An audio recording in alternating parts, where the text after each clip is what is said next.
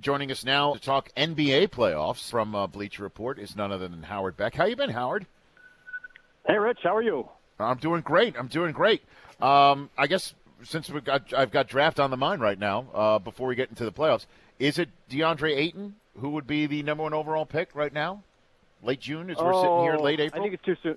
I think it's too soon to say. It's hard to know, and obviously the lottery might have something to do with it because different teams are. This is not a year that I can gather, at least a year where you have a consensus absolute number one.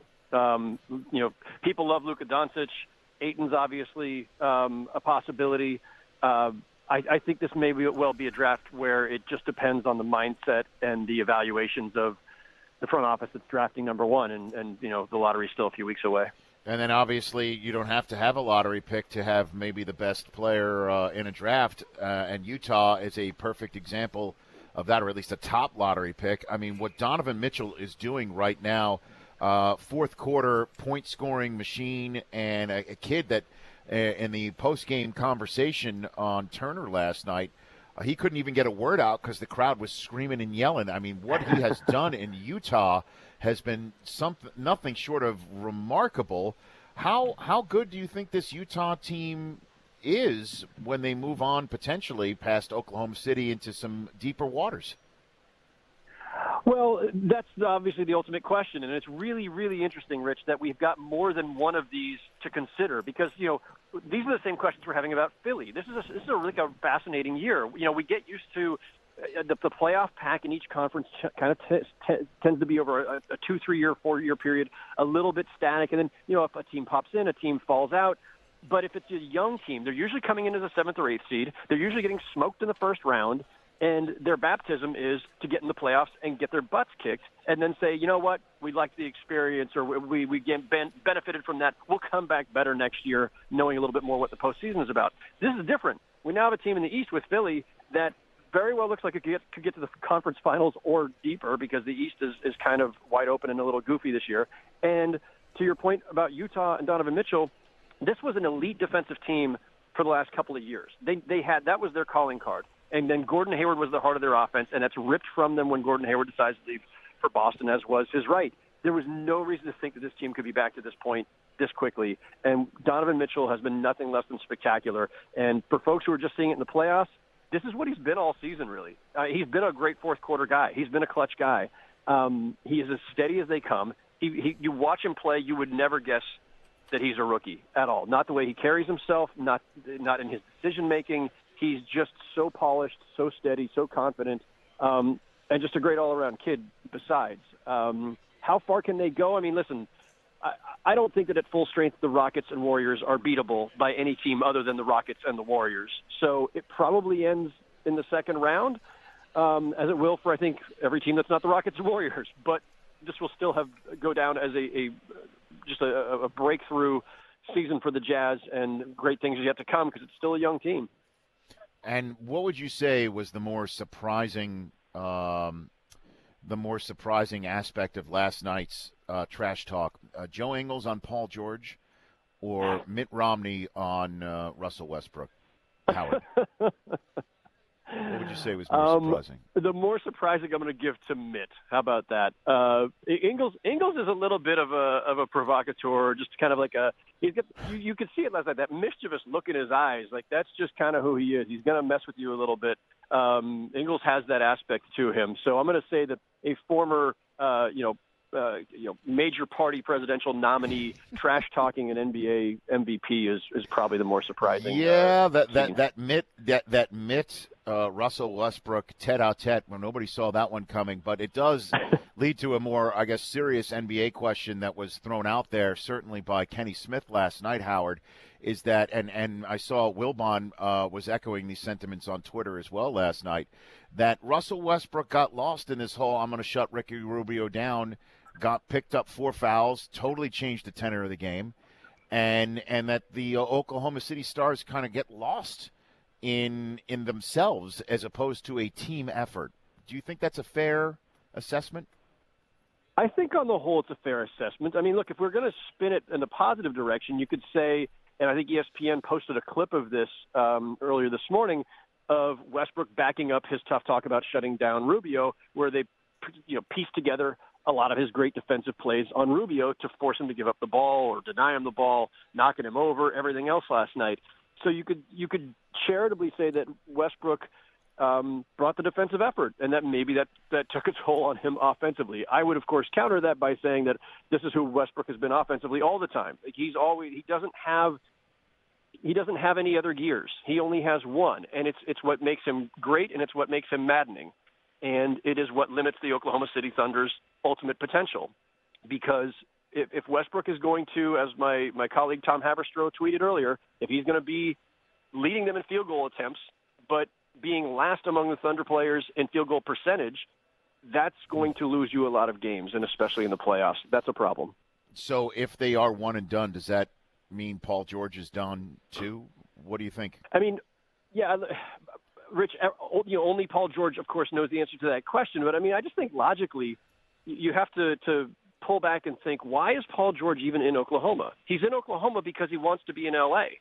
Like, the only reason Indiana traded him to Oklahoma was because a year after that he was going to leave for L.A. He made that clear to them. So they traded him to Oklahoma. It's not a place he sought out. It's not where he wanted to land. He has said all the right things for the most part, and he's played well there, I think, and had a good season.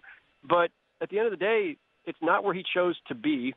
He is a free agent, and if playing in Oklahoma means winning one playoff game and getting knocked out, he's no better off than he was in Indiana. And in fact, the Pacers have had a better season than he's had. So, I mean, no one can say definitively, but I got to think that a first-round exit certainly pushes him hard toward somewhere that's not Oklahoma. A few more minutes left with Bleacher Report's Howard Beck, and you can also check out his full 48 podcast on Bleacher Report right here on the Rich Eisen Show. The success of the New Orleans Pelicans and the absolute dynamic explosion of Anthony Davis onto the playoff scene. Do you think New Orleans might think that they don't need to max contract Boogie Cousins right now? What do you think the positive playoff push we've seen from New Orleans means for the future of Cousins? Yeah, no, it's a great question. In fact, coincidentally, I have a video posting on this very subject later today on Bleacher Report. I believe that this is definitive proof that they should be moving on from Cousins. And it's not like you don't want to oversimplify this, right? Like, Team A is playing better without player X, and therefore they're better off. We make that mistake a lot. But this is a case where there was already a fair amount of evidence that this pairing was a little awkward, not ideal. It was a marriage of convenience. He was available, so they got him. He's a really talented player, so why not? But the results didn't bear out that was really going all that well. And put all that aside for a minute, Rich. Forget the stats, forget the chemistry, forget DeMarcus Cousins' kind of volatile history. Just think of where he is health-wise. He's going to be 28 this summer, coming off of an Achilles injury that almost no NBA player ever, especially at that stage, has come back and been the same from. There's one expert on this I spoke with a couple months ago who said there's about an 80% chance that he's not the same player, that he's diminished. And given that Cousins also has never exactly been renowned for his, fitness regimen, and he's 7 feet, I don't think it bodes well for a great comeback. So if he's going to be demanding $175 million this summer, or whatever it may be, and you're a team that's already got payroll constraints, that's a massive investment to make in a guy with all of the red flags that he has, both health-wise and in his past, and the fact that he was not, I don't think, the ideal tag team partner for Anthony Davis anyway. And then on top of that, they've been great without him, and Drew Holiday's turned into an All-NBA caliber guard. You have your tag team now. It's Drew Holiday and Anthony Davis. So I think the wise move is to move on, and I'll be curious to see who tries to sign Cousins and how much they're willing to give. You don't think the Knicks will just fall over themselves, Howard? It would be a very Knicks move to make if they weren't already way over the cap. So that will save them. It just reeks of, well, let's not let such trifling matters as over the cap get in the way of beasting on James Dolan. Last one for you then. The Fountain of Youth performance in the fourth quarter by Manu Ginobili only delayed what we all assume is the inevitable, which is the Spurs going out tonight in Golden State. And the question is what about Kawhi? And obviously this is probably the end for Manu and Tony Parker. What in the world is happening with Kawhi Leonard, Howard? I wish I knew. Because it's the Spurs and probably also because it's Kawhi, this is, one of these rare instances where there's just not much to learn. I mean, there's so much that is still hidden from view here that we might not know for weeks or months. And I don't know. I wish I could shed more light on this, but there doesn't seem to be anybody in the league who can or is willing to at the moment. But it's a very strange situation. I got to believe that sanity ultimately prevails. There's a lot of money on the table for Kawhi to turn down in an extension this summer if he wanted out. The Spurs are not the kind of team that would foolishly just trade a guy because of some snit that they're in with him. There's plenty of incentive on both sides to patch up whatever it is that's causing this tension. Okay, and I can't let you go without, again, beasting on James Dolan again. How come we haven't heard Isaiah Thomas's name mixed in with the Knicks head coaching search? Isn't that inevitable? Isn't that coming? I think it's just implied at this point. You don't have to say it.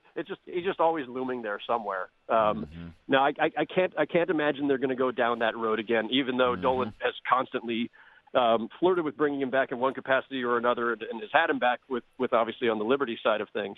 Yeah.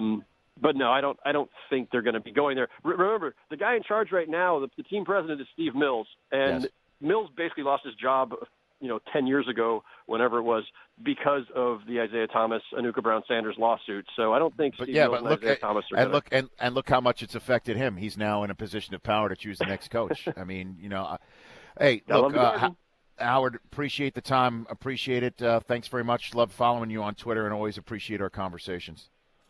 Always a pleasure, Rich. Thanks, man. You got it. That's national NBA columnist for Bleacher Report, Howard Beck, in his 21st season covering the association, at Howard Beck on Twitter. The Rich Eisen Show, weekdays at noon Eastern on Audience.